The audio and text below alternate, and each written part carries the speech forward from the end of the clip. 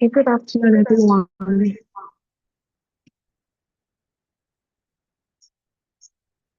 So, while we still have a few of our colleagues trying to join in, because of time and our speakers who have had to leave some very serious engagements to join us, we'll just proceed.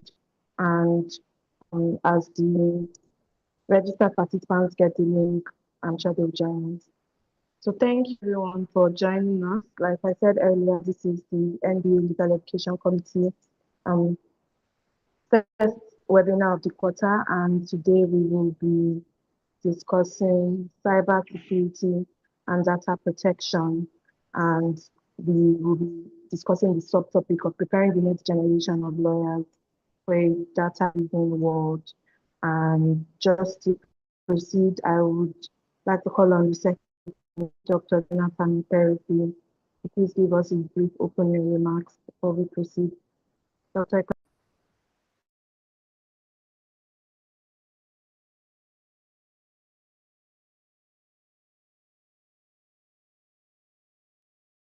All right, thank you so much, Osioma. I like to appreciate and heartily thank every participant for joining in on this very crucial webinar. The subject of cybersecurity and data protection is one that is very, very contemporary, and for aspirants to the bar or the future legal practitioners, it is one topic that cannot be glossed over. We are all aware that in Nigeria at the moment, there are several legislation dealing with life in cyberspace. And so for lawyers, it is a topic that is, relevant. In fact, it's a top border topic at the moment. We'll recall that several legislation at the moment deal with cyber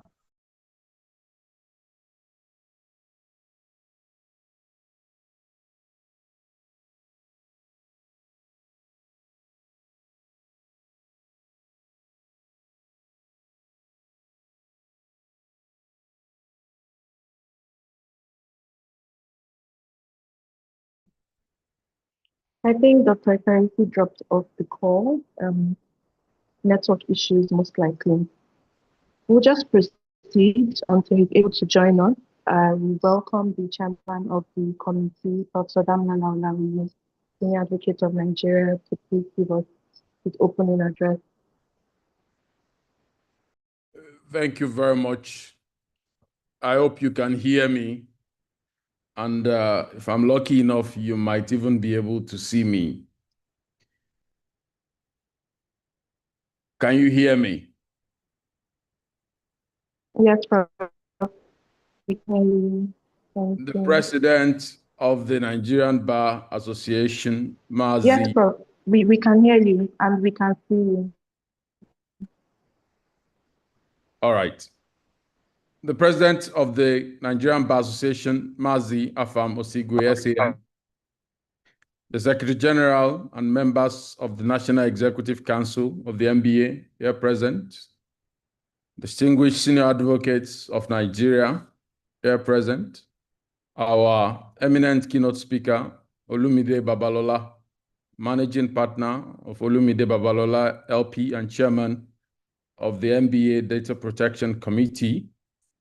Our panelists and speakers that will be introduced shortly, secretary and members of the NBA Legal Education Committee, Excellencies, ladies and gentlemen, and friends.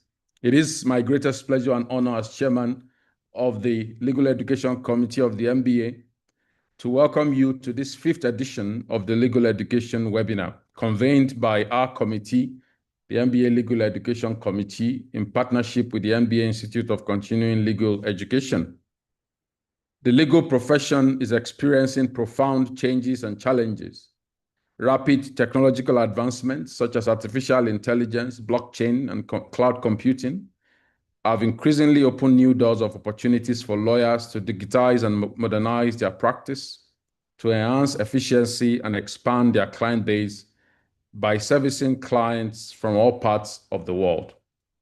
However, while opportunities are numerous, effectively managing client risk and concerns in today's data-driven world, especially concerns over data privacy breaches, cyber attacks, ransomware, phishing, insider threats, IP theft, and competitive misinformation, especially in our current time of conflict and war. All of these concerns require internationally engaged and commercially astute lawyers that can provide informed and commercially relevant counsel across multiple jurisdictions.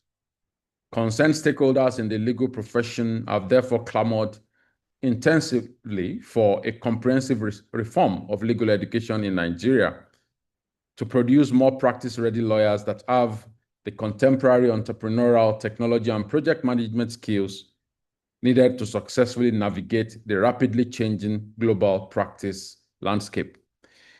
To address these concerns, the MBA National Executive Committee, under the distinguished and charismatic leadership of the MBA President, Mazi Afam Osigwe, Senior Advocate of Nigeria, constituted the Legal Education Committee last year with the primary aim of promoting and advancing functional legal education and training in Nigeria. The committee consists of 18 members, led by myself as chairman, Professor Kamal Daoud as alternate chair, and our ever-proficient secretary, who you heard from earlier on, Dr. Jonathan Ekperusi. And a key aspect of our terms of reference is, amongst other things, to organize training sessions and conferences to promote legal education and the professional development of law students. It is an exercise of this mandate that we have put together this webinar series to provide an opportunity for stakeholders in legal education, particularly faculty, staff, and students and administrators, to explore how to tailor legal education to meet contemporary realities and needs. Our past 4 editions have stimulated insightful discussion and thoughtful suggestions on how to address current gaps on how we train our future lawyers.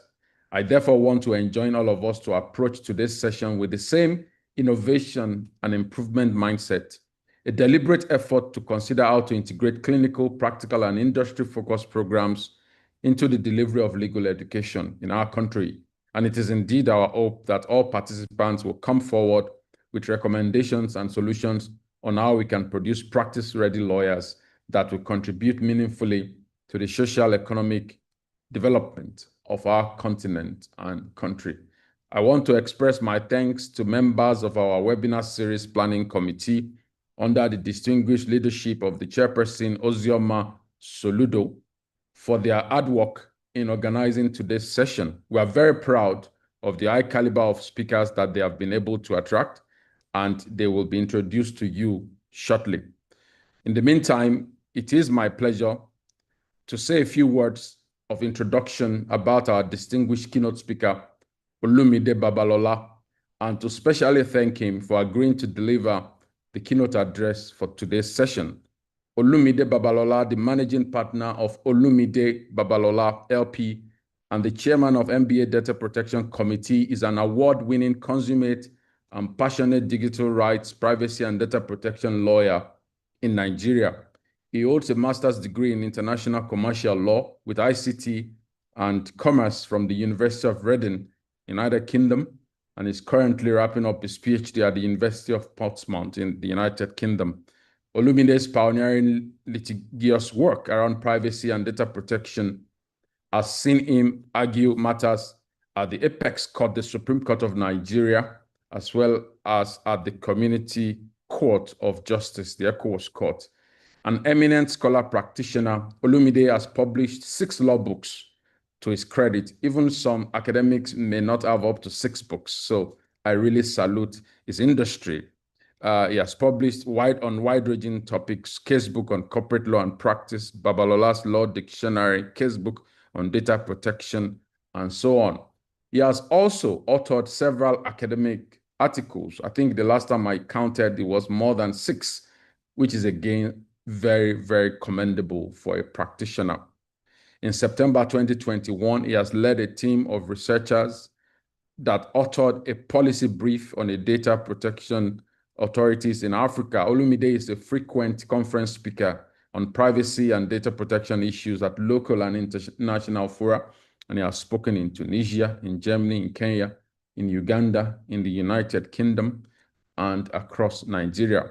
Olumide is a member of the Nigerian Bar Association, the International Bar Association, the Chartered Institute of Arbitrators, UK, International Association of Privacy Professionals, International Network of Privacy Law Practitioners and Privacy Law Scholars Network, the British Nigeria Law Forum, the Internet Society, the World Litigation Forum, the Lawyers Assisting Workers and International Lawyers Assisting Workers, and so on and so forth. So, ladies and gentlemen, it's my pleasure to welcome Olumide. Olumide, the floor is yours. Thank you very much.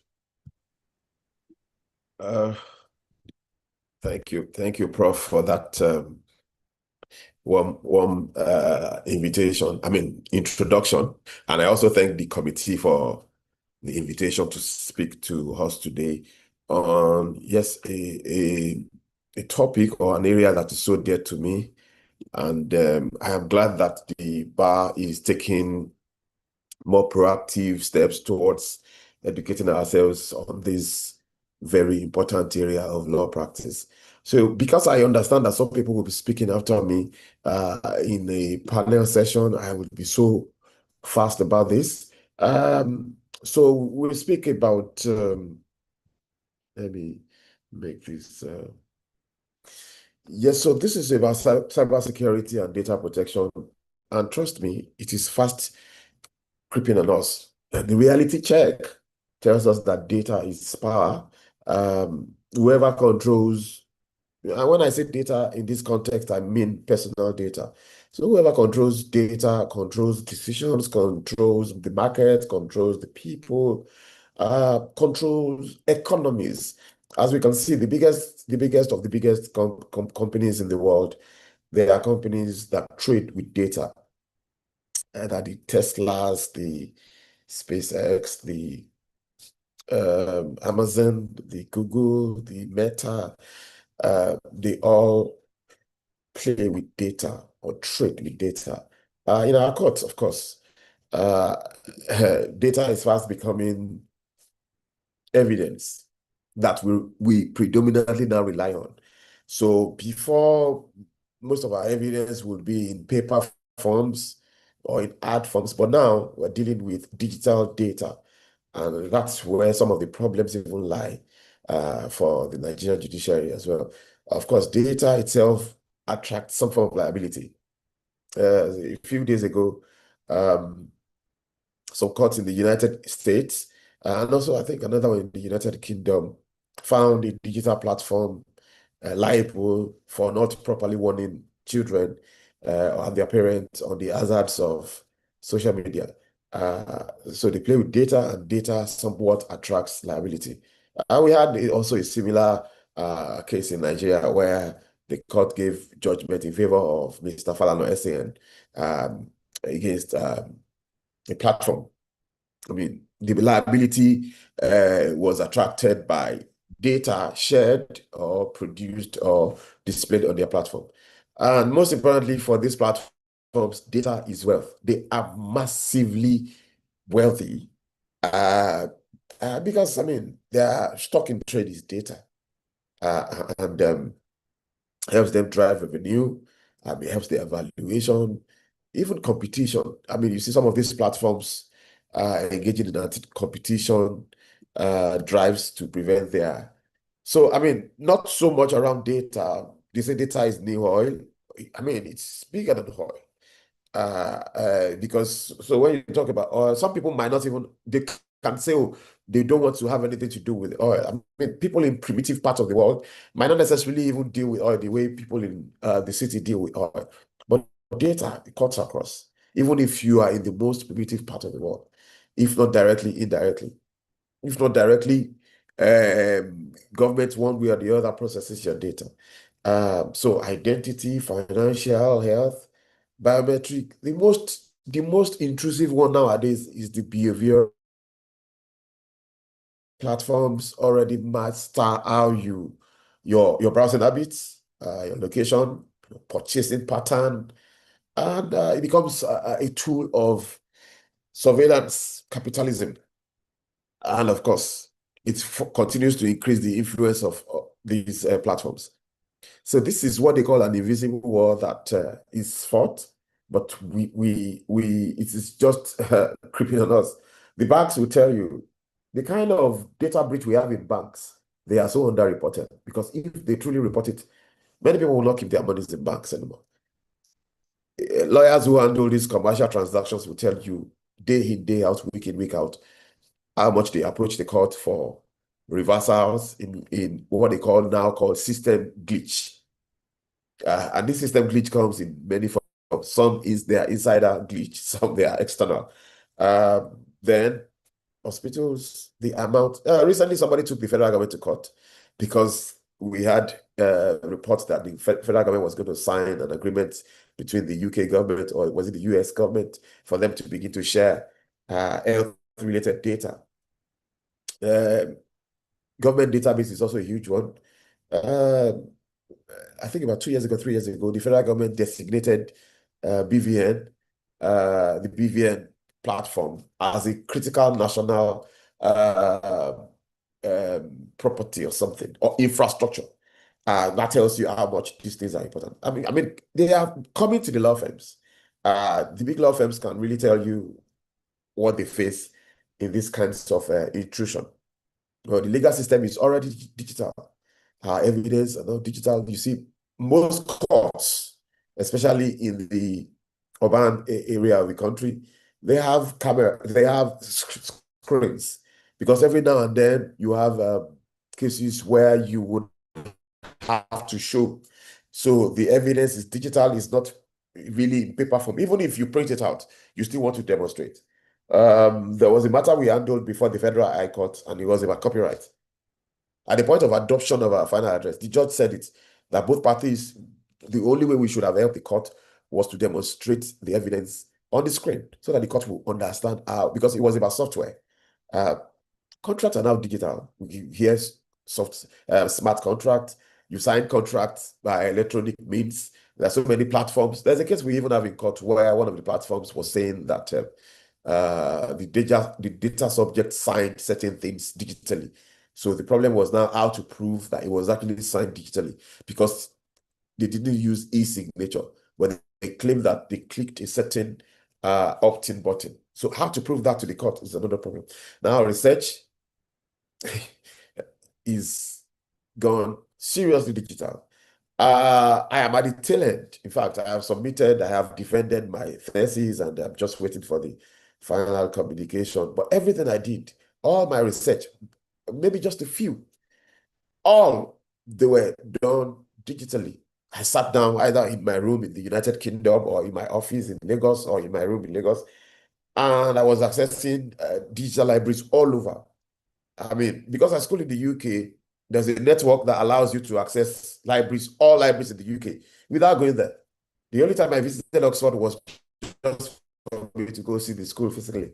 So that's how much research has been digitalized, such that you don't need to go to the physical library. Oh, we see that also in law reports. Law Pavilion is there. NWLR is now fully digital as well, even though they still have their paper copy, but most people. So, and also fraud is also digital. I mean, the identity theft, the phishing that Prof mentioned, deepfakes is a huge one now. Deepfakes, a huge, big one. Then cryptocurrency fraud and whatnot. Generally, I mean, ultimately, governance is also not digital. You hear the Nigerian government saying they are doing e-governance, they are doing digital economy. So they also understand that some of these things need to be digitalized to make it easy. We keep talking about Remita. Remita is also an example of how government has gone digital. Unfortunately, some lawyers are still analog.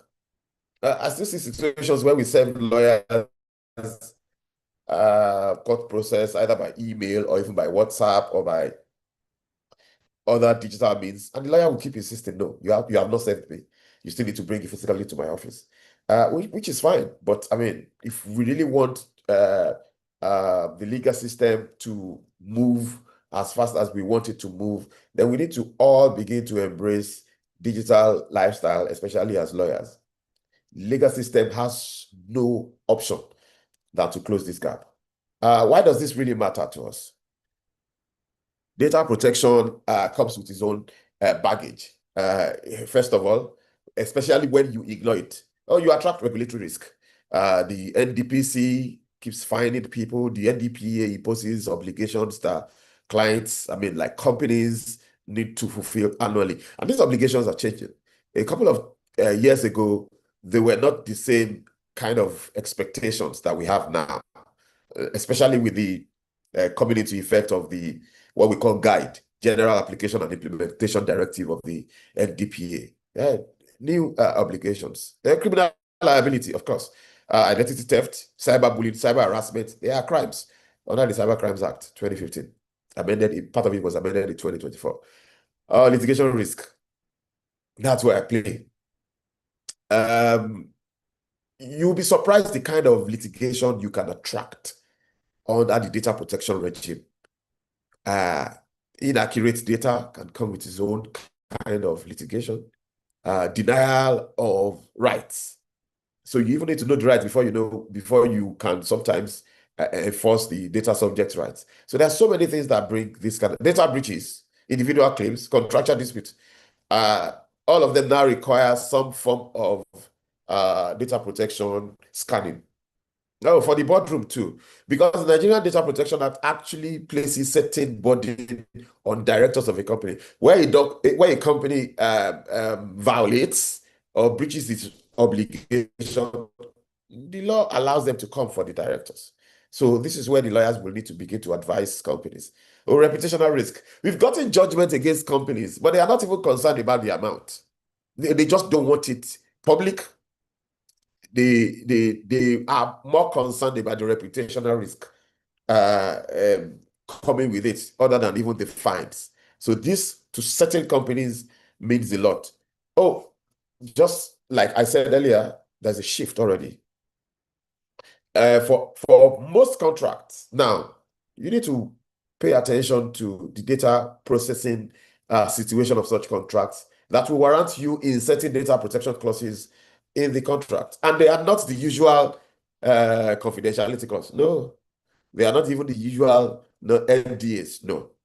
Data protection comes with its own peculiar clauses and expectations, especially when you begin to share data or when you instruct a third party to process data. You begin to think about contract like data processing agreement or data sharing agreement. So, lawyers need to really be abreast of this. So when companies go through mergers and acquisition, first of all, the FCCPA now expects certain data protection considerations. That's the case at the Federal High Court. Some companies I think a company was acquiring another company. And currently they are fighting over custody of database, personal database. They were actually fighting over ownership of personal data of other people.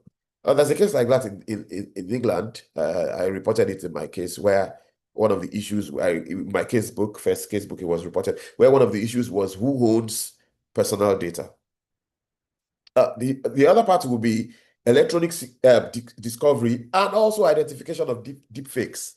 This is where lawyers need to be on top of their games, because deep fake keeps emerging.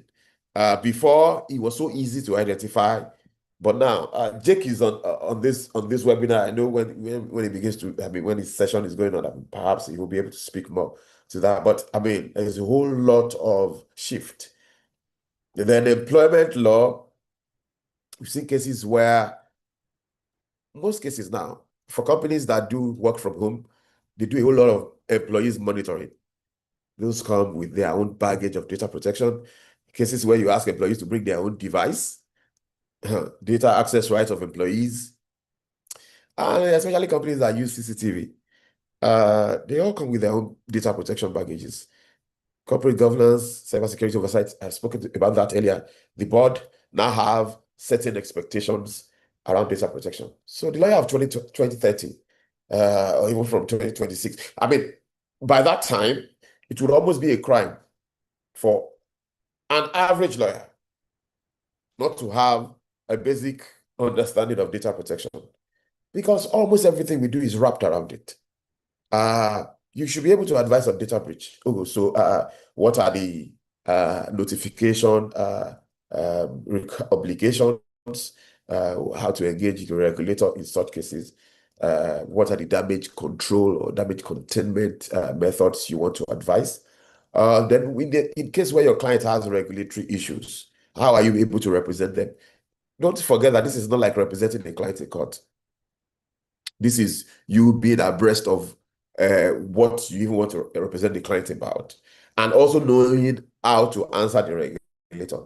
Recently, a multinational briefed us because they attended a meeting with the regulator, and the lawyer, with respect to the lawyer who went with them, first of all, did not have a considerable knowledge of data protection, and was not able to mount a satisfactory defense for them at that meeting. That was just the only reason why they debriefed the lawyer. So you see that, like I said, it is shifting.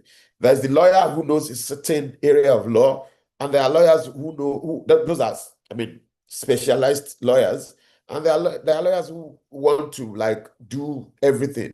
There would always be a difference in such a arrangement. Then cross-border transfer is a global problem.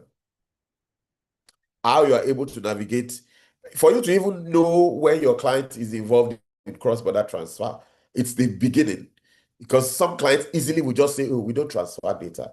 But I mean, as the professional, you should be able to differentiate, oh, do you actually do that or you don't do that? And you're able to properly advise them. Audit, sometimes it's the basic that lawyers in the data protection space do. First of all, because there are templates or there are questionnaires. So people just ordinarily fill the questionnaire and sometimes they say, oh, you are good. But you must be able to assess the maturity level of the client or of the company. Even though you have filled the questionnaire, from the questionnaire, are you really able to examine and assess their level of compliance and able to also make recommendations? I've seen some things in the past where people did audit, and the only thing they just did was at the end of the day send an audit report that most times celebrates or just gives the client a pass mark and go. Nothing like the gaps identified, nothing like the recommendation. In 2030, that will be the difference between some lawyers. You are able to look at the client and tell the client, okay, these are the gaps I've found, and these are the areas you need to improve on. And that's when they can even appreciate the work you're doing as a data protection lawyer. Then there would be committees that they would easily be able to invite you to sit on because of the knowledge that you bring in. We need to begin to tell ourselves the truth. Law school, I love them. They're doing a fantastic job, but we need to understand that the legal education is shifting and they need to play the catch-up game remarkably. The law of torts, law of contract, criminal law, yes, they are the niche, or they are the orthodox, they are the regular. They are still essential, but they are not enough for practice in a data-driven world. You can't say you're a lawyer, and I'm glad Fernandez is on the call too. He's a technology lawyer. There are certain things around technology that will they will confront you in practice, and you must have a basic understanding of it. You can't run away from technology law. All of us, I mean, we're talking now, this is technology. This is tech, I mean, at its basic.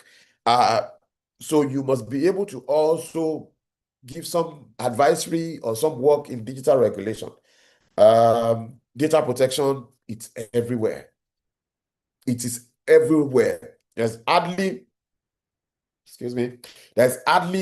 any area of the law where you won't find data protection. Hardly. The moment you engage with people, data protection is already implicated.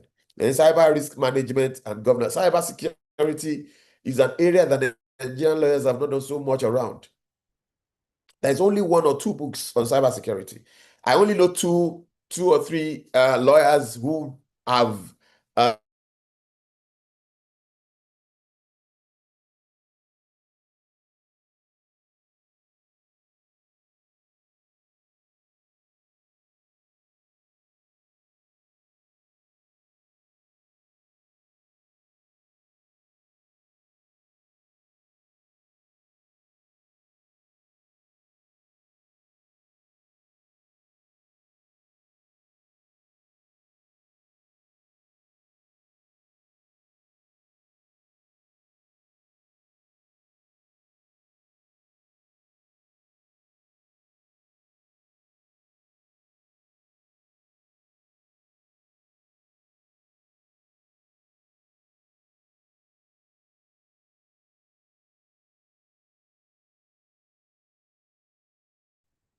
I think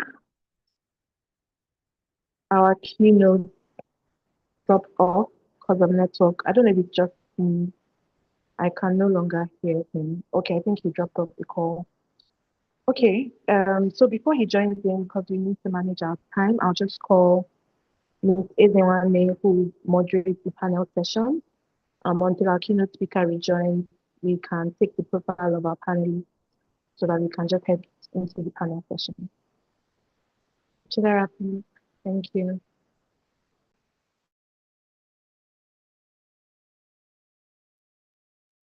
You're muted, Ms. Babalola. so sorry about that.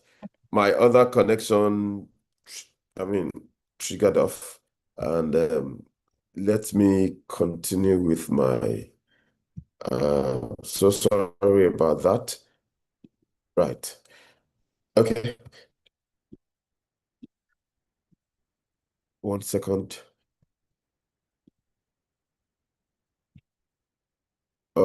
Please confirm you can see my screen. Can you? It hasn't come up yet, but Okay, yes, it's I coming up think now. it is now. Yes. Yes, so now, like I said, there's a shift. So we need to begin to, I was speaking about digital evidence and e-discovery, yes. Lawyers must be able to, this competence, they are no longer optional. They are going to be the baseline going forward. So I've spoken about data protection principles are things that they are basics for data protection principles around it. Then incident response framework, how to respond to where the incident in an organization, regulatory defense strategy, I said that earlier, because mostly most companies, someone said something about data breach, that there are 2 kinds or 3 kinds of companies in the world. The ones who have suffered data breach, who know it, and the ones who have suffered but they don't know it, and the ones that are yet to suffer. So one way or the other, one time, everybody would have some experiences around it. Then how to preserve evidence and AI risk. We can't over emphasize the risk around AI, especially within the context of data protection and cybersecurity. So why are we even speaking about data protection? Of course, it's a fundamental right.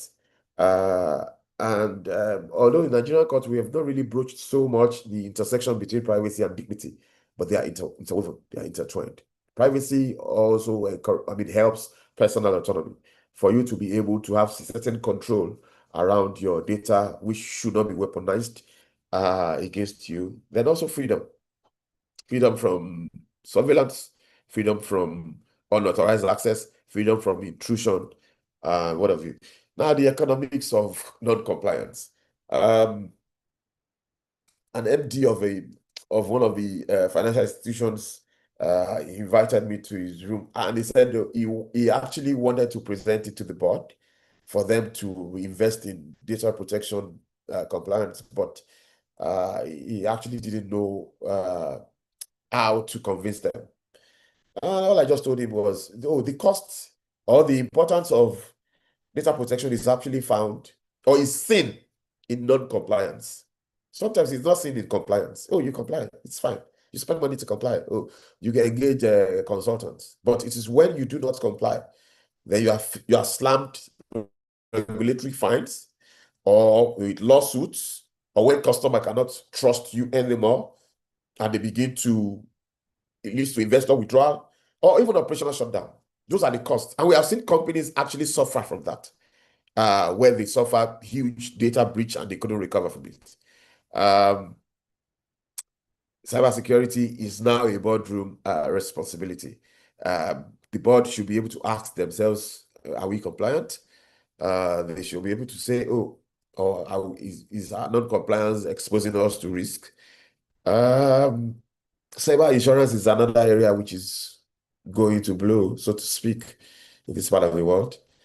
Then, lastly, the company should be able to answer, are we prepared for a breach? That's when we begin to talk about incident response plan. We begin to talk about data breach management. These are plans that companies make ahead. I said something about AI, and there's hardly any current generation of lawyers that won't that should not understand how to use AI. Over-reliance is risky. Over-reliance is a problem, but you must know how to use it. There are certain things a lawyer should not be drafting from scratch anymore. You want to write a basic letter, just type in the content of the letter, and then you have a refined version. You want to review certain documents, of course, you redact it, and AI can help you. It is faster, sometimes it's even more accurate. AI reviews, then you do a second review, and then you find out whatever you need to do. Or maybe litigation outcomes, maybe in Nigeria, is not as predictable as in other climes, but AI could help you in certain space like that. Of course, we should not we should not forget the risks around AI, the hallucinations, the bias, privacy risk. You can't use AI and begin to put personal information there. You have to redact. In some cases, you have to use codes, or in some cases, you use pseudonyms. AI, I mean, accountability gaps is one of the problems we are dealing with, especially with the big platforms. Lawyers, we keep hearing cases where lawyers are either debarred or they are punished for their over-reliance on AI without cross-checking. So you use AI for anything, especially if you're using it for research, you have to double-check. If it's citing a case for you, then you have to go to the law report to go and read the case and see the dictum or the provision or the passage that you are referencing. Law firms and cybersecurity, it is the big law firms that can really identify with this because of the amount of technology they deploy to part of it. For the big firms, starting from recruitment up to clients onboarding, up to invoicing, up to meetings, they are highly reliant on technology. So they are more exposed to issues around cybersecurity and cyber breaches. Now, for the young lawyers, I can, to a large extent, identify with you because as far as data protection is concerned, I'm a young lawyer. I've only done data protection for 7 years. Yeah, I started in 2020. Well, my first case, not particularly data protection, but privacy intertwined with data protection, was in 2016. But effectively, I started practicing in 2019, data protection. So it's a massive opportunity area. And Yeah, people are coming into the space, but there's still a whole lot yet untapped. Privacy litigation, it's at its infancy. Most of the cases, yeah, I've compiled case books on the few privacy decisions we've had in the country, but they are not enough. There are certain areas we've not even touched at all. Some decisions we did, some cases we did recently, we had to cite cases in Kenya, cases in Europe to persuade the court. So it's a fantastic area, and it's a new area, like I would say. Advisory, a lot of organizations still need that, how to be compliant, how to relate with the regulator, and how to settle some of these cases they have in-house. So data protection officers, they are being currently even being licensed by NDPC. NDPC is doing a free course now to license or accredit data protection officers. And in the not too far future, there will be a lot of vacancy. Although currently some companies are converting. They are converting their existing employees. But I'll tell you, at a point, those employees will not have the capacity, because if they are not certified, the regulators will not recognize them. So they wouldn't be able to continue to play in that field. Cybercrime defense, I mean, that's another area. A lot of people are being charged with cybercrime, some rightly, some wrongly, but these are areas that lawyers can. Cybersecurity, fantastic, very new, and we need, I mean, players in that field. Digital forensics and AI regulation, not many people are actually in that space. Jake is one of the stars in that space, and it's an area that we constantly need professionals. Now, what should the NBA do in all this? This kind of webinar is important, but it shouldn't stop here. It should transmute to training, where we can have classes where we can properly teach cybersecurity, data protection, issues concerning technology law, and where those can also be encouraged, other people can be encouraged to attend, not just young lawyers. Data protection pathway. The NDPC currently has that. But this is one area the NBA can.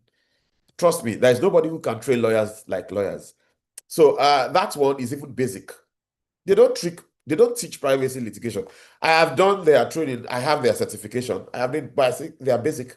They don't teach lawyers, but they teach everybody generally. So NBA should be able to look into this, and that's specified training for lawyers in this, and judges would also benefit from it. Cybersecurity standards, NBA should be able to advise on that. I know a committee last year did something, advised people around. I mean, there was Fernandez was part of it, and they gave some guidelines. Policy engagement with regulators, NBA should constantly engage with NDPC, especially around issues of licensing and continuing legal education. I have said this many times to the SBL. The tech law section should have a standalone data protection section. But I'm glad the NBA National took the route by creating a committee. But the sections should have standalone data protection sections that Ozioma, is my time up? I'm so sorry. Yeah, I'm so sorry to interrupt. I think the chat Yes. was So this is the last slide. Sorry, I was expecting you to have to. So the law school most importantly also need to introduce data protection, cybersecurity, tech regulations, and it's teaching students from scratch. Thank you once again for inviting me, and I hope the panelists can also do justice to the topic. Thank you, Ozioma.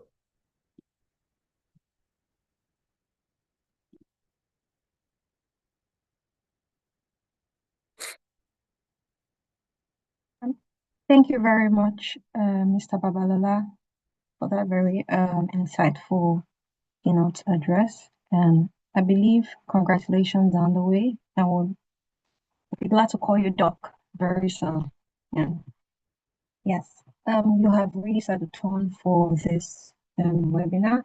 Just to introduce myself. Good afternoon, everyone. My name is Chidera Izwani. I am a senior associate with Kenna, and I'm currently pursuing my master's at the University of Cambridge, and I will be your moderator for this afternoon's panel session. And we have three distinguished guests that are going to, do justice to the topic that we're discussing today. But before I introduce them, just to sort of set the tone for our session today, because some people may be wondering, why is this really important? We're talking about data protection, we're talking about cybersecurity. On the 1st of March, to be precise, there were drone strikes that sort of damaged 3 cloud facilities that were operated by Amazon Web Services in the UAE and Bahrain, if I'm not mistaken. And they involved 3 data centers. The internet was agog. People were asking what will happen to Nigerian banks, government platforms, and all of that. Also in February, Bloomberg reported that Nigeria is sort of preparing a new cybersecurity framework after there had been like a surge in AI-driven cyber attack, basically costing banks and government agencies millions of dollars. And just last week as well, NIFTA confirmed that it's also finalizing a new information security regulation, which it intends to publish, soon enough. Not to also leave out, NDPC, who has been up and about, and their investigations. I'm sure everybody is aware of them investigating platforms like Timo, for alleged data breaches. Basically, even today, we have people who sort of feed the AI with information without restrictions, just pouring all they have into their AI platforms and not basically ask questions as to what is it doing with that or what are the implications of what you're feeding the AI with. So, when we are asking the question today, that we're really preparing the next generation of lawyers, for a data-driven world, I think that we are definitely not asking a forward-looking question because we are already there. So our panelists today will help us, do justice to all of this. And just to introduce our panelists for today's session, I'm trying to pull up the profile of our panelists. Yes, for our first panelist, we have Professor Jake Okechukwu Efodu. He is joining us all the way from Toronto, Canada. He's a Nigerian-born lawyer. He's an academic and an author. He's serving as the assistant professor at Lincoln Alexander School of Law, Toronto Metropolitan University in Canada, where he teaches technology, law, and society. Professor Efodu has informed regulatory frameworks and policy formulation on artificial intelligence for supranational organizations and domestic institutions in several countries, including the US, Brazil, and Nigeria. He previously served as the chief counsel of the Africa-Canada Artificial Intelligence and Data Innovation Consortium and has held fellowships at the Harvard Library Innovation Lab, the University of Ottawa Center for Law, Technology and Society, the Nelson Mandela School of Public Governance, and the Carnegie Mellon Center for Human Rights Science. He's also a member of the World Economic Forum Global Future Council on Frontier Risks and a forum expert on human rights. His research sits at the intersection of international law, human rights, and AI, with works published by the Harvard Human Rights Journal, Oxford University Press, and the Journal of Robotics, AI, and Law, amongst others. He's currently a Vernier Scholar and PhD candidate at Oxford Law School, York University. Please welcome Professor Jake. And our second panelist is also Dr. Temidayo Ashoni-Bare. He is a lecturer at the Bayes University and is also the managing partner, Levitt Solicitors. Dr. Dyer is a lecturer, like I mentioned, and he's an arbitrator. He's also a data and tech policy advisor, consultant at Liberty Semper Fidelis LP and Mustafa Salihu and Partners. He's also a member of the MBA Legal Education Standing Committee. He pioneered the teaching of ICT law at Bayes University and has taught courses in ICT law and public interest using clinical legal education methods. He previously served as the pioneer secretary of the Bayes University Law Clinic and contributed to reforms on pretrial detention in Kuje and Kefi correctional centers under a U.S. State Department-funded ACJA project. His interests and publications focus on cybercrime, data protection, technology, and public interest law.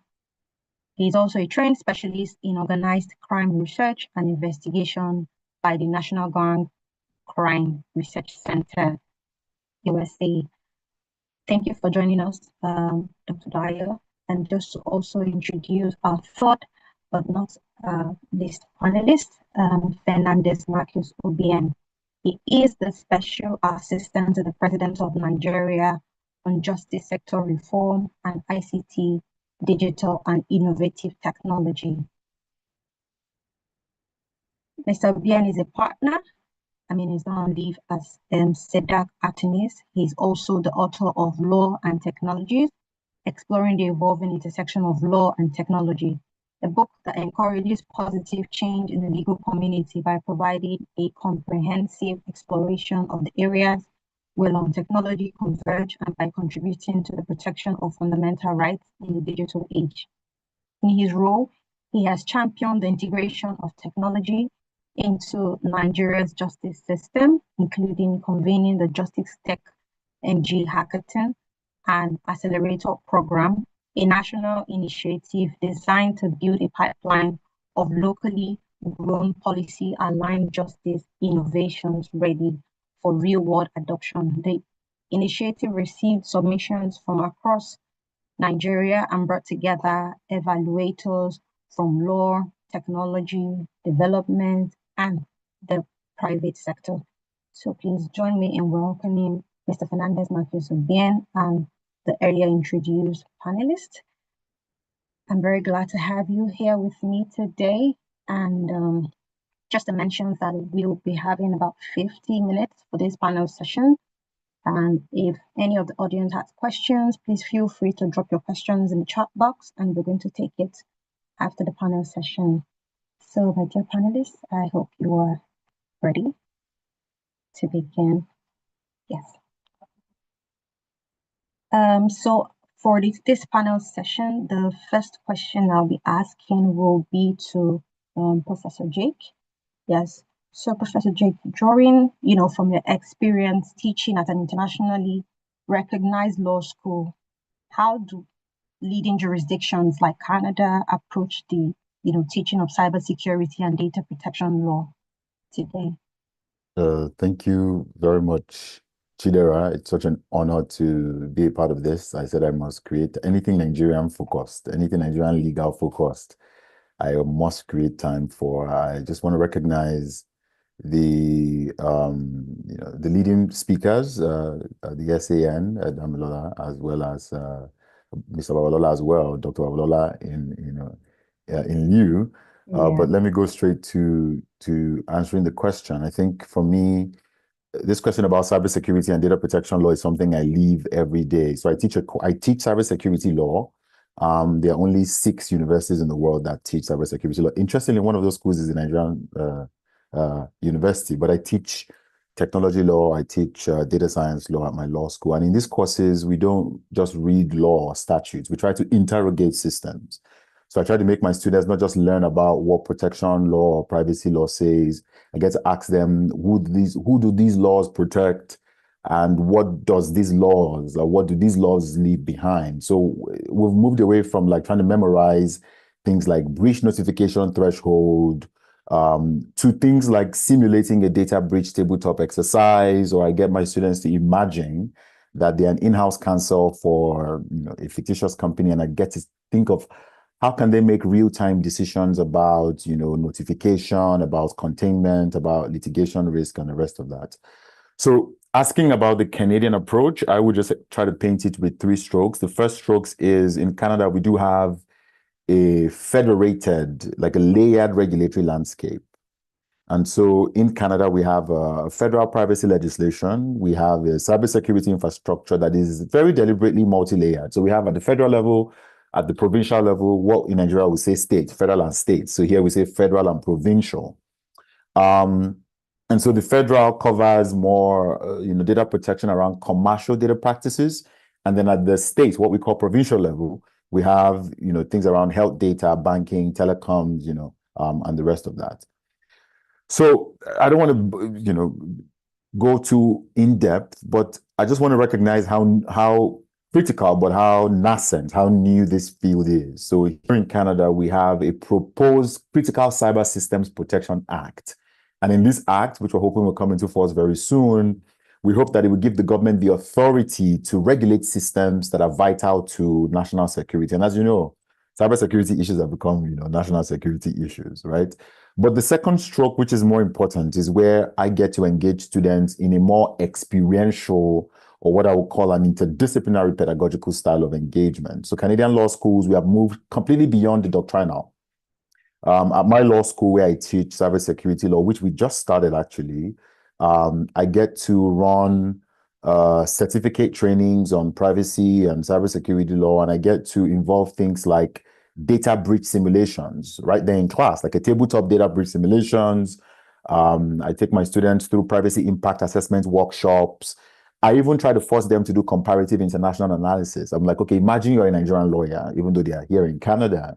And I say, looking at the Nigerian, Cybersecurity or Cyber Crime Act, compare it to what that means for a Canadian company who has a subsidiary in Nigeria, because a lot of companies now are quite international. So I try to make sure that they think critically, but they get to understand the diversity, the complexity of cybersecurity challenge, not just from like, oh, I know the law and I know the act and I know the regulation, but like as a lawyer, when people come to ask you or text you and say, well, my website is down, my company logo or something happened, like they've breached into my website, they're asking for money, cyber criminals are asking for money. What do you do as a lawyer if you have 24 hours to negotiate, and stuff like that?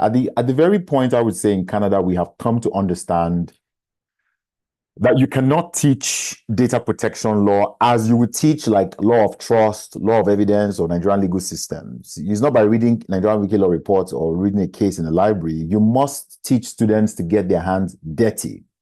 Students must be able to sit in a room where decisions are made and to simulate that pressure, right? To simulate the pressure, simulate the ambiguity, simulate the complexity and the ethical friction. You'll be amazed that one of the assessments in my cybersecurity law class is, I ask students, all right, you've gotten this notification. Tell me the 5 contacts you would call immediately.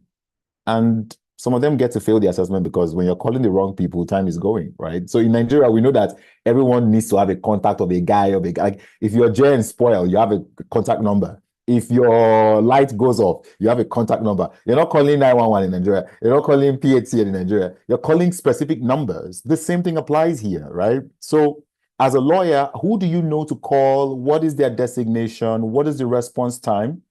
Anyway, you get the drift. But the last part I will talk about is what I call enforcement as pedagogy. Regulators, for example, the NCC in Nigeria or the NDPA, for example, we have our own regulators here, and I think regulators can be teachers. We have privacy commissioner offices that can help provide use cases. Here is a real life case that we've dealt with, and here is how we conducted our joint investigation. I bring that real life case into the classroom, and I think that has helped the students. It kind of gives them this feeling of like they're doing the real work, even though they're not lawyers yet. So generally, I would conclude by saying we do have a federated structure. In terms of learning, it has now become more experiential, more interdisciplinary, and I must add this enforcement-informed angle to it. The truth is we're still evolving. We're not there yet. Cybersecurity law is still new. Nigeria is also one of the countries that is at the forefront of enveloping this course for lawyers. There's a lot to do, but I'm happy that we're having this connection between Canada and Nigeria, and we can see a cross-learning building up in the near future.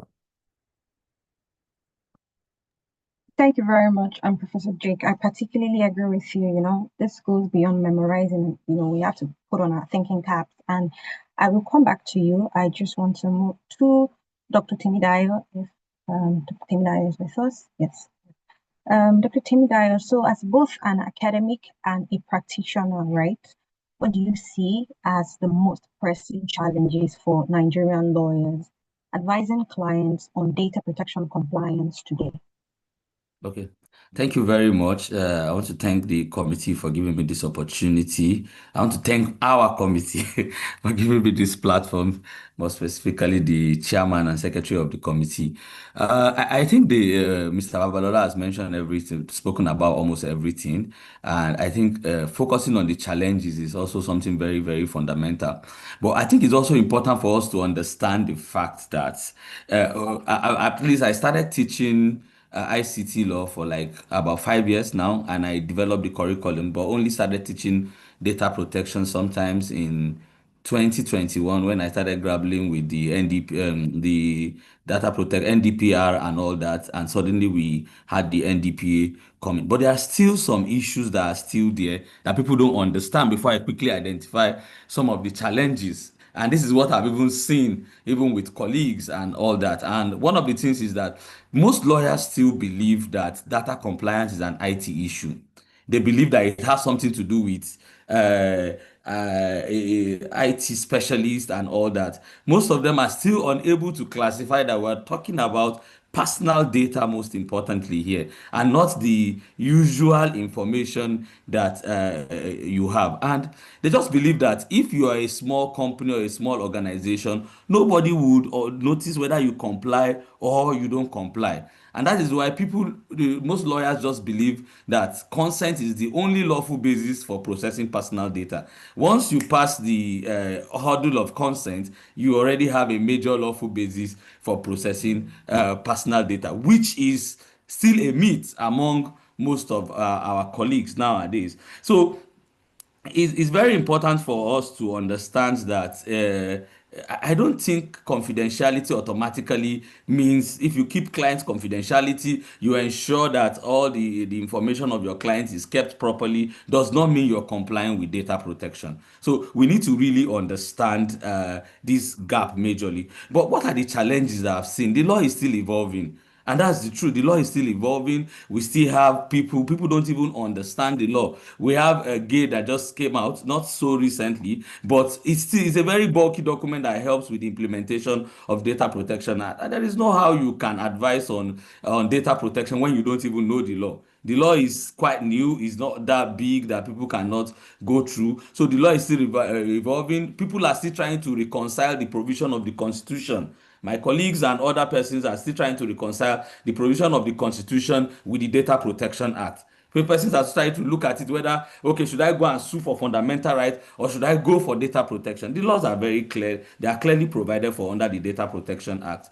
So these are some of the issues that we are having. And just like Mr. Babala mentioned, I think he just mentioned about two cases, and the very recent one is the Mr. Falana's case. The precedents are very low. We don't have precedents, and these precedents cannot come if we don't test the law. It's just like the Cyber Crimes Act. I always say the Cyber Crimes Act, we don't really have precedents because most of the cases of cybercrime are being resolved through plea bargain. So if we don't test the efficacy of this law, there is no how these precedents can come. So the issue of low precedents is still a major problem when it comes to lawyers and all that. And you see, so we have a lot of cross-border transfer of data in Nigeria, cross-border transfer of data, but most lawyers don't even know the necessary compliance measures, what you need to understand. So in conclusion, on the point you've asked me is, you see, the issue of technology gap, the knowledge gap is a major problem, and the issue of awareness of the law itself, because you cannot give what you don't have. I think okay, you cannot place something on nothing and expect it to start. So if you don't know it, there is no how it can work.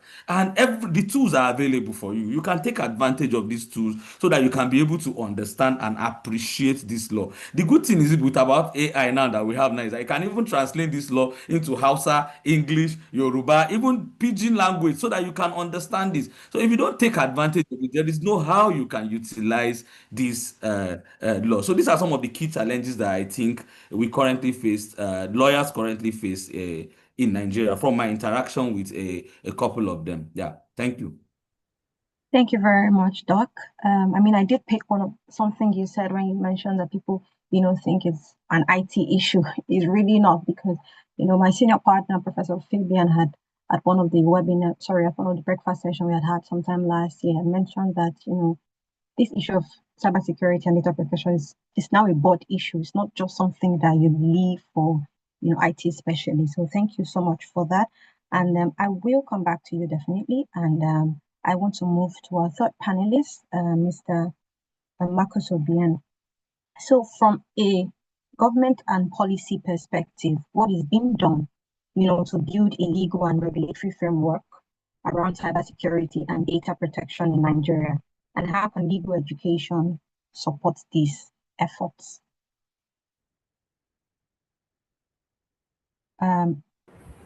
Thank you. Thank you very much. I hope you can hear me. Yes, loud and clear. Okay, thank you. So, well, before I answer your question, I've said, there's one thing that they told us in law school that it doesn't make sense that when they ask you a question, you don't know the answer, so you go and set your own question and then answer it and expect to get an A. But I'd like to just draw our attention to something, and I know it's more personal than legal, but I just want to make a quote, refer to a quote. It's a relatively long one, but I think it's important. It's a quote from a book that will be published soon. It's under chapter 5, AI already knows you. I want to read it out. Let us start with the device most of us carry everywhere. The one that sits on your bedside table at night, travels with you to the bathroom in the morning, accompanies you to work, to dinner, to the hospital, to the mosque, to the political meeting, to the private conversations with your friends. Your smartphone is the most comprehensive surveillance device ever invented. It was invented not by a government, spy agency, but by consumer technology companies whose primary interest is selling you things and selling your attention to people who want to sell you things. Consider what your phone knows. It knows your precise location at every moment of the day, tracked within a few meters by GPS, cell phone tower triangulation, and Wi-Fi positioning. It knows how fast you're moving and in what direction. It knows when you are home, when you are at work, when you are somewhere you do not usually go. It knows when who you call and how long you talk to them. Though it's not in most jurisdictions, it does not record what you say, but it knows every application you open, every website you visit, every search you type, and how long you spend on each page before moving. It knows when you take photographs because photographs carried embedded location data where you are when you took them. It knows your physical activity, your sleep patterns. If you keep it by your bed, your heart it shows your heart rate. If you wear the watch, it knows your music, news preferences, shopping history, blah blah blah, etc. Now, individually, none of these data points seem particularly revealing, but together they constitute something that no intelligence agency in the history of the world has ever possessed about ordinary citizens. And it contains a continuous, comprehensive, and intimate record of every human life. Now, this is not necessarily the exact part of this topic that I'm supposed to address, but I just want to make a point to let us know the nature of information, our personal information that goes out there that we're able to see, people are able to see and use. And once there's access to that information, uh, a lot of things can happen. Personal harm can be done. If somebody wants you to start being gay, they know how to do it using the information that they provide. If they want you to support a particular candidate in an election, they know what to do because they have all this information about you. So one simple breach, and in many cases, it doesn't even seem like a breach because our devices now come with very long terms of what do you call it now? T and C's, and then we just agree and then go ahead. And that information is in a way, I don't know that Babalola will argue that it is not so, but in a way, arguably legal because they have after taking your consent and they are using it for that purpose. Although there are arguments on the other hand that it is not because it has to be informed consent, but that's another matter. And they're taking that information on a consistent basis. If we do not know about this kind of information that's been taken, we can't even begin. In fact, all the conversations I've heard there begin only scratch the surface of the kind of data information, personal data that is being taken and used by third-party corporations, governments, the etc. But let me leave that. Let me come back to my question. That's food for thought. It's part of a chapter in my forthcoming book. We are trying to decide the name, but the book itself is done. But over to the question that I've been asked: what is it that what is the current legal and regulatory framework for data protection and the role of legal education? So, I mean, everybody knows about the NDPA. I mean, everybody that here should know about the NDPA. If you don't know, go and rest. There's also, as Solumide mentioned, there's the Cyber Crimes Prevention etc. Act of 2015, which was amended in 2024. Is it 2024? Yes, 2024. And then you also mentioned the NIDA security regulations that were discussed, as well as the investigations that the NDPC is conducting. So we have quite a number of them, and there are some other private ones. There are things that relate to, for example, criminal justice, which are being done. We are trying to implement certain privacy guardrails for certain criminal justice activities, amongst other things. So it's a long list of things that we have, and there are certain gaps. One of the most significant is the fact that the NDPC relatively needs more power. Even though they're doing a lot of work, there's really need for substantial capacity building in terms of enforcement, in terms of even communication. We have how many 250 million Nigerians and several million companies, several million different individuals. We have a lot of this that's ongoing. So there's need for more manpower, more capacity building, etc., both with the NDPC and with individuals too. Again, I want to try and hurry because I've already read a text from my book so that we can have the time to listen to the other questions. How can legal education support these efforts? Okay, so before I go there, I'd like to say this. Last week, the NDPC did a joint webinar with the MBA section on legal practice on data protection, and this is one of many. The NDPC also have told me, they've informed me, because I am chair of the technology the technology-ish committee of the NBSLP. But they've also said that they're interested in working with the NBA to do regular webinars, trainings, in-person sessions for data protection and related items. And I'm going to have a conversation with Mr. Babalola after now to see how we can proceed with this. But they had one last month, and I think they're going to have a few others in the future. Those are some of the collaborations that we have been trying to do, government and private individuals. In my office as special assistant to the president, we have also done a number of, you mentioned the hackathon. Part of what we stressed in those hackathons is privacy. So we invited NITDA, we invited NDPC. Part of the training we did for the hackers was to make sure that they have privacy at the very start, part of what their considerations. Now, how can legal education support these efforts? They're very simple. There's curriculum reform. Babalola had mentioned it again. I was going to say one of the bad things about being the last speaker on a panel is that everybody has said everything. So you just have to pick out some things to say. Otherwise, everybody thinks you're stupid. But Olumide Babalola has also mentioned the curriculum reform. He mentioned that the Nigerian Law School is doing quite a lot of work, and indeed, they are, but there's still quite a bit of work to be done in that area. There's also issues of clinical legal education, which I like what Temidayo, because Temidayo is one of the lead clinicians in terms of teaching, training law students and young lawyers. They have their law clinic and they try to move those things across Nigeria. There's still quite a lot of work to be done there, and they're still doing that. There's continual legal education, the one that we're doing here, which should be consistently done. But I would advise if we have more certification trainings as opposed to just ones that provide yearly certificates, but something that actually does exams, test to know when a person has understood what is left and it's not just there to mark time. There are practical skills training that need to be done. Those are some of the things that I think that legal education can do to improve it. If you leave me, I'll take a lot more time because there's quite a bit. Okay, I need to mention. Okay, no, let me leave it. Go ahead, enjoy. Thank you very much, Fernandez.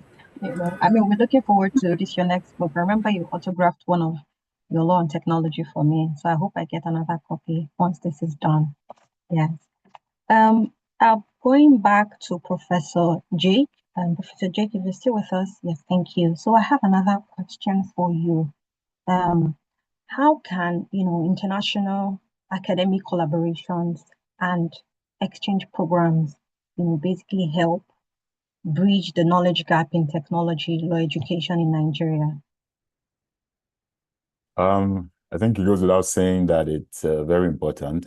I believe very deeply in the power of international collaboration. And I think some of what Fernandez and Temidaya have mentioned are also quite important. Things like a collaborative hackathon, for example, law clinic, like programs. For example, the law schools that teach cybersecurity law, it's like I take my curriculum and develop it, and then I share it with them. And it's important to know that it's not just them taking from my curriculum, but I'm also learning from my Nigerian experts as well. So the assessment I mentioned, where I asked them, what are the three numbers you will call when you receive a 24-hour sort of mandate? It came from a Nigerian experience, right? So I cannot overstate the power of international collaboration. I think first is around joint curriculum development. And I'm not just talking about because every time we talk about cybersecurity, people think, oh, US, UK, China, which is good.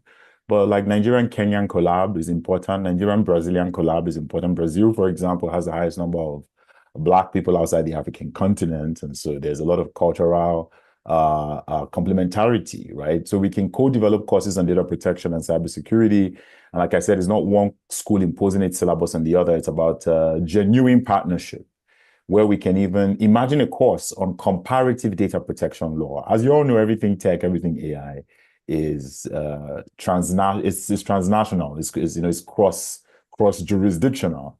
And so therefore, why don't we have a course taught between University of Lagos and University of Toronto, for example? I also believe in the issue of like faculty exchange and research fellowship. And I'm not just talking about an opportunity to travel to a different country, but to spend time at institutions that already have established tech law programs. My law school, for example, is the most frontier, what I would call the most progressive law school, technologically speaking. And it's interesting to note that I don't have a PhD yet.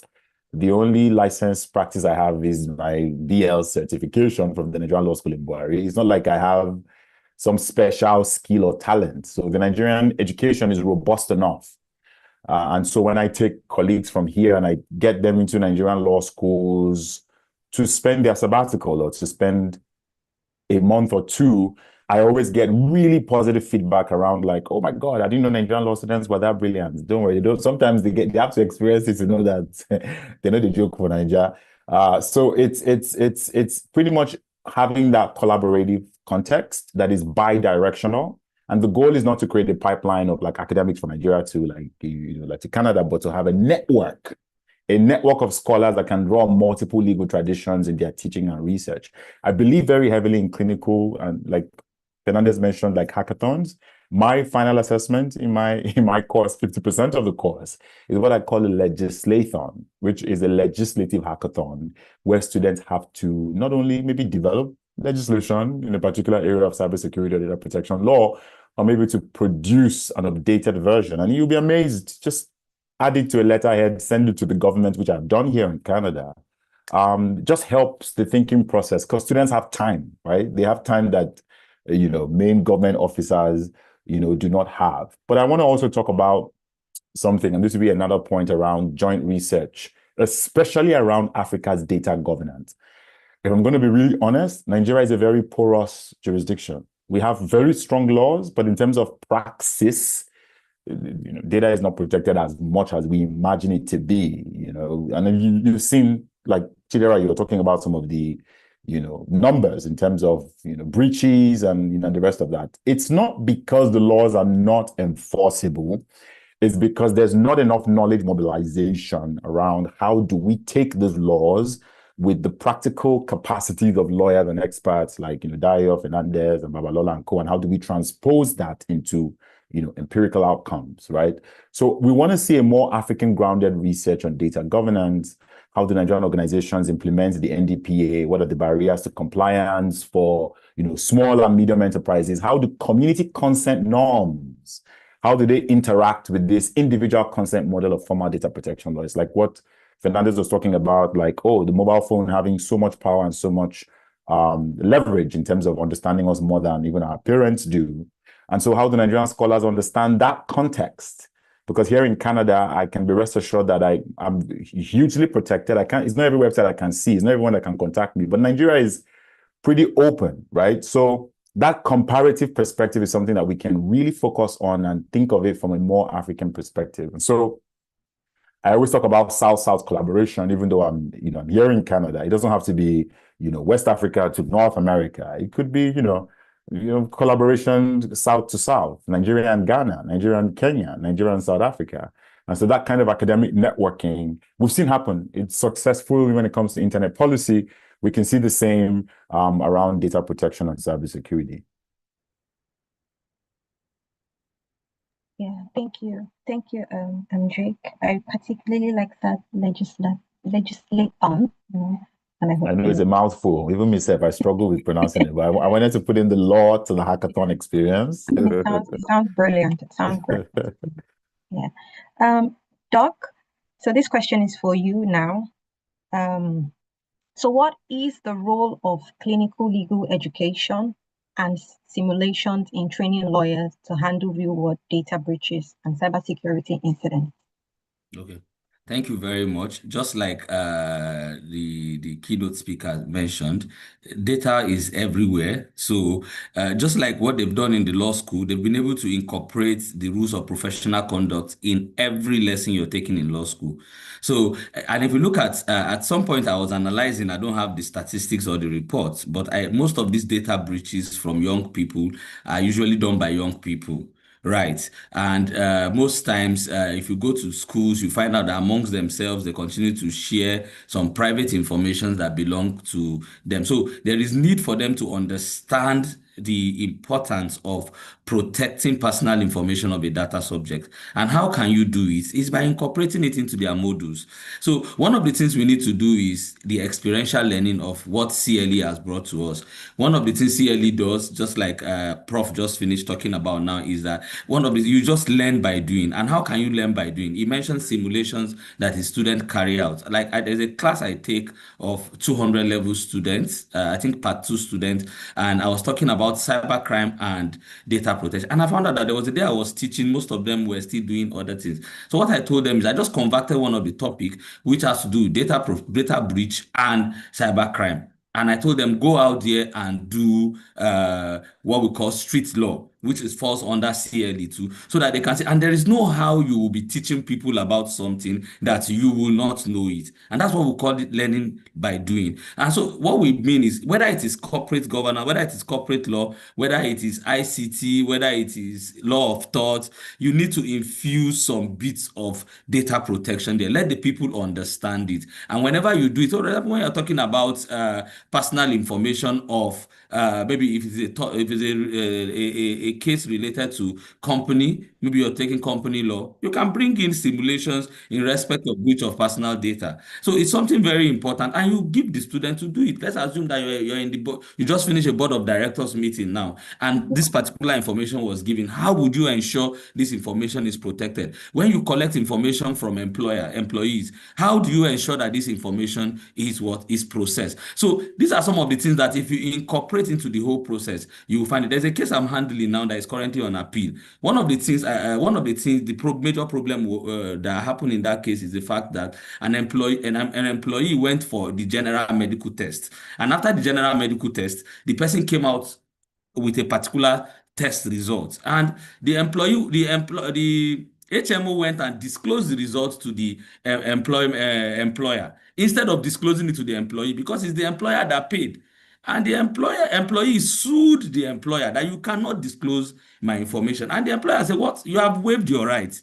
So you see, these are some of the things that I believe that if we incorporate into our learning modules, it will have a way of building our curriculum, strengthening our curriculum, because data is present everywhere. In fact, if you can take a snapshot of that slide that Mr. Babalola just mentioned, you will find it everywhere. So it's very easy to incorporate into your teaching. It's not something that is a bit difficult for you to incorporate, and it will even help the student. That's one of the things CLE does. It makes the class more lively. And when you play with, from my teaching now, one of the things I've learned from teaching for more than 10 years now is that when you make students enjoy these lessons, it becomes part of them, and it has a way of reshaping their understanding of whatever module you're teaching. So I believe it plays a very key role, and it's very, very important for us to incorporate it into our modules. Thank you.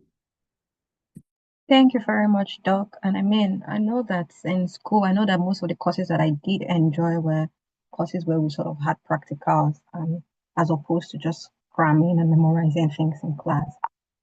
Fernandez, back to you. This question is for you now. How should the justice sector reform agenda in Nigeria incorporate the development of specialist expertise in ICT law, digital rights, and data governance?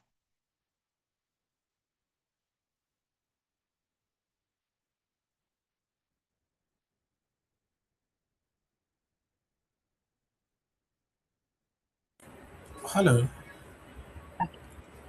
Yes. So, welcome back to my TED Talk. Uh, so, I'm thinking of this question. I mean, when I read it and when I heard it, I thought about it.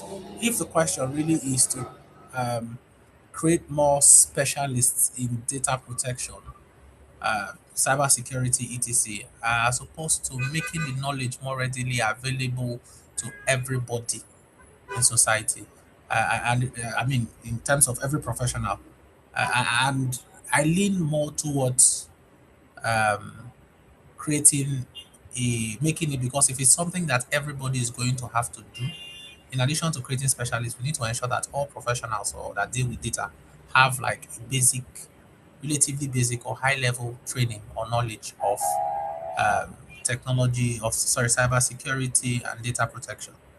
But yes, I mean, that's the other part. So what are the things that we can do from, in terms of the justice sector perspective? We must first recognize that digital transformation is not, like I said, it's not optional. It's not for one person. It's not for a group of specialists. It's actually all of us. The starting integration points that we can use is we can first continue to do specialized training, either by ourselves amongst judges, in collaboration amongst judges, prosecutors, defense lawyers, etc. We can do things in collaboration with the MDA, with both local and international organizations, law organizations, or non-legal organizations. We can also do with schools, encourage more relationship between universities and other institutions to create more expertise in that area. There are also issues with regulations. Perhaps we can do more, uh, improve the nature of training that university and other higher institution students get, so that they're able to deal better, provide more, competence in data protection. In terms of, I mean, the question borders about digital transformation, really, and I'm sure it's not just cybersecurity. So there are other things that can be done. Digitization of court processes. Again, making decision. I mean, one of the bigger problems that we have, and this creates another problem. One of the bigger problems that we have generally is that even though we have a lot of information or we have a lot of material, there isn't enough structured data. In fact, there isn't enough data that can be used to make decisions, right? So when there's no data, you can't even know the extent of data breach. When you don't have collective data, you can't even know if there's a data breach. So we need to be able to digitize to improve our digitization efforts, so that we can not just have that information, but be able to monitor if there are issues. But that, of course, increases the risk, because if you have information collected in one place, you need to improve the cybersecurity data protection measures to be sure that people don't get information. Because if you are as before, the information were in separate places, they will not have access. Now we have it in one place. All they need to do is log into one person's account, and they should get it. Um, there's also the issue with legal aid and digital rights. Um, we need to provide more access to what do you call it, remedies for digital rights violation. People like the Legal Aid Council must extend data protection. Their work must extend to data protection and digital rights cases, essentially. That's one thing. We need to do capacity building also for for the prosecutors, like I had mentioned before. Then we have to do sort of a holistic review of the law reform agenda to include these other things. I've mentioned these things, and it all seems to me like it's something that government must do from top to bottom. The reality is that it is not something that government can do. They can do alone. We also, and they cannot, they don't necessarily, the information doesn't necessarily have to come up from the top. It can come from, for example, the NBA. It can come from, for example, what's his name? Dio School. It can come from an organization run by a different individual who provides this training or who provides structured programs for them. Um, an example, and I should have mentioned this at the very start of this, I think Olumide Babalola mentioned it quietly. Sometime in 2024, I think, the Nigerian Bar Association Section on Legal Practice published, which was approved by the president at the time, the guideline, privacy guidelines, is it privacy or data protection guidelines for lawyers. The document is available online and has been quoted internationally. Unfortunately, there's not enough, it's not been internalized for all of us. So, in addition to being a data uh, protection practitioner, especially, even in terms of how we handle data, the processes that law firms use to handle their clients' data, we have a detailed guideline that should help them. Fortunately, Babalala was here, it helped us review that work. In fact, it was did the most extensive review. Um, so you tend to know what you need to do when how you need to structure your information, what you need to do at different points in time, how often do you need to give reports, who do you need to give reports to, different aspects. So that document is a very holistic document, and I encourage as many of us that are available here can look at it. I mean, if you just Google it, I think is it data protection or privacy guidelines for lawyers? Data protection, privacy guidelines for lawyers. And I know that Olumide complained that the word privacy is actually more a US thing than anything else. But I think we retain that name still. So I'm sure if you Google it, you'll find it. It's very readily available. So we must do that. We must use those. I think that generally, and then the attitude that I had mentioned before. So that's really my take on that question. Thank you very much, Fernandez. So I don't want to monopolize, the time of our panelists. I see that there's some questions that we have in the chat box, and I see that um, Jake has answered one of them. So for me to read out this, and any of the panelists can, answer it if you want to. So someone says that, thank you, panelists, for an insightful session. My question is this: how important are certifications, that is CIPPE, CIPM, and do they meaningfully differentiate candidates in the job market? I don't know if anyone wants to have a go at that. I could take a go at it because I force my students to do certifications. They hate me for it, but I think if you have like your CIPM and CIPP or CIPPE, I mean, these are useful signals that you're trying to communicate that you have baseline knowledge and commitment, especially if you are a young lawyer who is seeking entry or transition privacy roles. Like, it's one of the things I tell people is privacy lawyers 10 years ago were activists. There are people who are advocating for the right to privacy. Privacy lawyers now become big boys and big girls in big firms where privacy conferences are like $500 just to attend. And it's not, of course, we can critique the capitalist ideation around privacy law practice.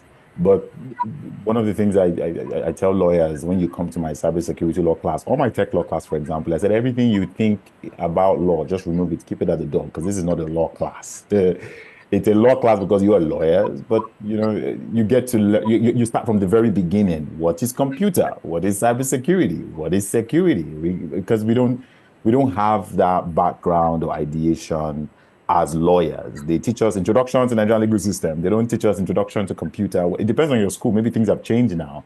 And so if you have these certifications, employers would look at them as valuable. But there's also a weight of demonstrable experience around how do you handle compliance projects? How do you draft policies? And I'm saying this because I'm saying you don't need the certification, but the certification is important to just to signal that, look, I do have knowledge around these spaces. And it doesn't have to be any of these professional ones or expensive ones. Doing an MBA training with certification is important. Going through a webinar, Coursera, some of these new free ones are also important. But remember that you're a lawyer, you're not a cybersecurity expert. And so therefore, you try to demonstrate, how do you draft policies? Are you good at drafting policies? Are you good at interpreting laws? Are you good at managing incidents? These are much more important than having these credentials. Of course, certifications can differentiate you as a candidate who is at the margin or who is trying to step into a new era or a new vista of law. But the real value at the end of the day, if you're going to be in a legal department, you're going to work in whatever, even if you're applying to grad school here, I'm not looking at the certifications that is on your CV. I'm saying, how can you merge practical exposure with the ability to apply privacy principles in real commercial or real regulatory context or in real academic context? Let me add to it. Jake, thank you very much for that. You sort of spoke my mind in a way. So I'll just add to it. In addition to the CIPP, I should add that the CIPP, ETC, those are foreign certifications, right? So yes, the signal, if you intend to practice in Nigeria but not work in Nigeria, indeed the signal to people that you're interested and that this is your area. But if you want to get jobs elsewhere, that also shows. But for Nigeria, there are a number of other certifications that you can use because those things are, I mean, relative to our current um, pockets. For the average person, it might be a little higher. But there, like he's mentioned, there are certifications from Coursera, etc. That some of them are free, some of them are paid. Even the paid ones, in some cases, you can actually write to these organizations and apply for a scholarship, and you'll be surprised that they will accept and give you a waiver, if not 100%, some amount. Of course, the NDPC also provides certification courses. I know that there's a training and certification for data protection officers. It was advertised several times over and over again in different places. I think it's still on, but Olumide Babalola will correct me if it's not, he's their enemy. There are also a number of them that even show Nigerians. And one other thing it helps, in addition to be making you ready for the job market, is even when you don't include the statements in your CV or anywhere else, when you have conversations, it's easy for somebody to tell around the subject. It's easy for someone to tell that this person has knowledge of data protection processes because you have gone through, you understand those things. So there's a way learning puts things into it. So for example, there's no way that Olumide Babalola goes and talks that you will not know is a practicing a data protection professional without anything you know. And so there's that it does to you. So in addition to certification being useful on your in terms of signaling to other people that you are this is where you practice, it also helps you project the proper personality because you've learned and internalized those things. You know, I mentioned earlier about even the MBA doing certification courses that actually make you go through, even if it's not a proper exam, something that ensures that you understand what's there and the way forward. I already just wanted to add, so I'll leave it at that. Yes. And Thank you very much. okay, just go Oh, ahead. no, Doc, please go ahead, please. I believe in the process of learning all these too, because as part of the simulation, I saw a question on transaction perspective. How should lawyers approach drafting? I'm not answering the question quite all right. What I'm saying is that this is one of the things simulations will do. Just imagine coming out as a lawyer, and for the first time you're drafting the letter is when you're in the law school. So just imagine you drafting a privacy policy for the first time now. So one of the things we can incorporate into our modules is also getting students to do this. I get my students to always draft policies on their own. It's part of their assessment. And the way I design the curriculum, although it's not a course on its own, but the way we design the curriculum is we ensure that data protection on its own is a 6 weeks course. And after that, I usually tell my students, after the whole of this course, one of the things you can do is to just go and get a certification to ensure that this is done. And above all, getting this qualification and all that, we are really getting young people to engage in trying to do data protection, cybersecurity. We need to also let them know that there are ethics that support this. Honorable Minister, I think I can hear Cyrene. Maybe you are going for national convention, but but there's a policy that I think Fernandez was also part of the people that put it out there. We don't just want them to know data protection policy and all that. We also want everybody to imbibe in them those ethics that is required, because very soon this whole process will also be abused. So if we're instilling into them how to become data practitioner, data compliant, we also need to let them know how to maintain the ethics that also supports this whole process, which I believe is also something that we can also incorporate into our various simulation, moot court sessions, and whatever mode of teaching that we use in trying to impact this knowledge to the people we share this knowledge with, either in school or among our colleagues. Yeah. Thank you very much, Doc. Thank you so much to our panelists. Thank you to our audience as well, to everyone who has participated today. You agree with me that, it's been a very wonderful session, and it's been very practical. It's not just something that, they've come here to speak to us about theories and everything. They've actually given practical examples as well to, the ongoing conversation that we have. And I also want to thank the committee for having me moderate this. And I believe this is where I pass the baton to Ozioma. Thank you so much for the time.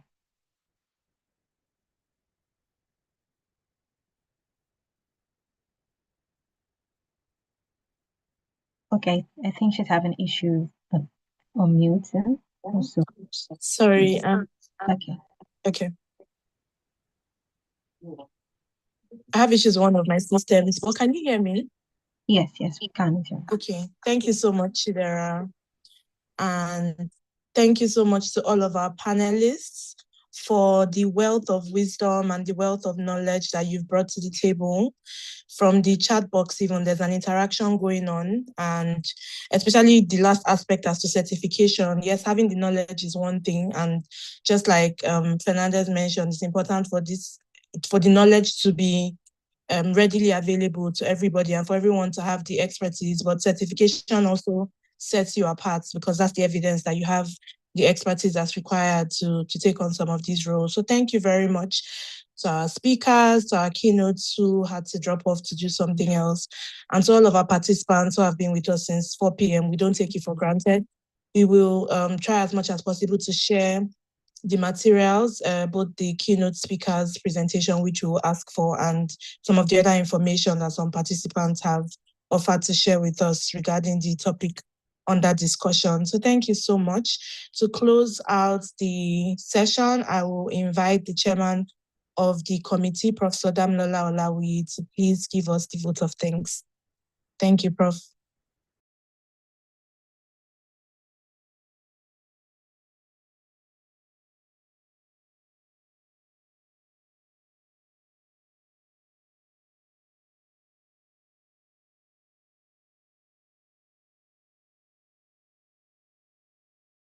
Yes, can you hear me? I was Yes, Prof. We can hear you now. I was struggling to unmute myself. Very well.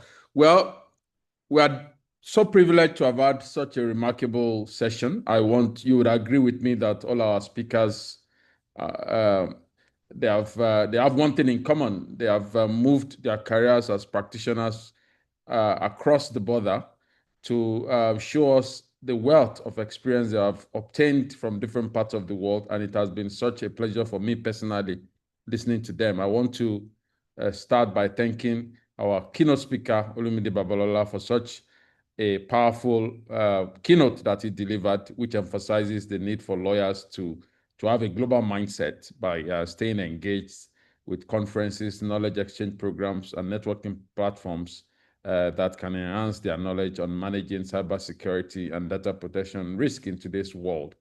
I think the erudite scholar has stressed that to effectively perform these roles, we must integrate practical skills in legal education, both at the university and the Nigerian Law School, and it has been really great learning from his wealth of experience. I want to also thank our panelists. We have had the great pleasure of hearing directly from academic thought leaders. We thank our dear Professor Jake Okechukwu Efodu, Assistant Professor of Law at the Toronto Metropolitan University in Canada, our own NBA Legal Education Committee member, Dr. Temidayo Ashonibare. He was reluctant to invite himself, but we co-opted him to share his knowledge with us. So we thank him, lecturer at Bayes University and managing partner at Levitt Solicitors.